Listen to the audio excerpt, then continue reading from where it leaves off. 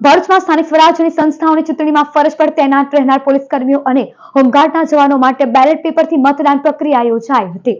ભરૂચમાં આવનાર ચૂંટણીને ધ્યાનમાં રાખીને ફરજ પર તૈનાત પોલીસ કર્મચારીઓ તેમજ હોમગાર્ડ જવાનો માટે વિશેષ મતદાન વ્યવસ્થા ગોઠવવામાં આવી હતી। ચૂંટણી દરમિયાન કાયદો અને વ્યવસ્થા જાળવવાની મહત્વપૂર્ણ જવાબદારી સંભાળતા આ કર્મચારીઓ પોતાનો મતાધિકાર ગુમાવી ન બેસે તે માટે બેલેટ પેપર દ્વારા મતદાન કરવાની સુવિધા આપવામાં આવી હતી। આ મતદાન પ્રક્રિયા ભરૂચ એસપી કચેરીના ગ્રાઉન્ડ નજીક આવેલી કચેરી ખાતે શાંતિપૂર્ણ માહોલમાં યોજાઈ હતી। વહેલી સવારથી જ પોલીસ જવાનો અને હોમગાર્ડ સભ્યો મતદાન કરવા માટે હાજર રહ્યા હતા અને નિયમોનું પાલન કરી પોતાનો મત નોંધાવ્યો હતો। ચૂંટણી ફરજ દરમિયાન પણ પોતાના લોકશાહી હક્કો અને ઉપયોગ કરવા માટે જવાનોમાં ઉત્સાહ જોવા મળ્યો હતો। લોકશાહીના પર્વમાં સક્રિય ભાગ લઈ પોલીસ અને હોમગાર્ડ જવાનોએ ફરજ સાથે સાથે પોતાની નાગરિક જવાબદારી પણ નિભાવી હતી।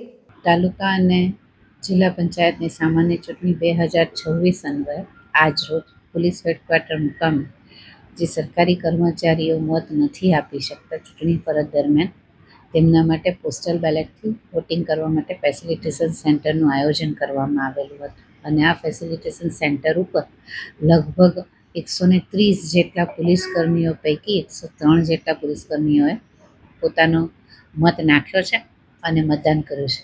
આ જ રીતે જે અન્ય ચૂંટણીમાં કામગીરી માટે રોકાયેલો સ્ટાફ છે, શિક્ષકો છે, વિવિધ કચેરીઓના કર્મચારી છે, અધિકારીઓ છે, એ લોકો માટે આવતીકાલે મામલતદાર કચેરી ઉપર સવારે 11 થી 3 દરમિયાન ફેસિલિટેશન સેન્ટરનું આયોજન કરેલું છે।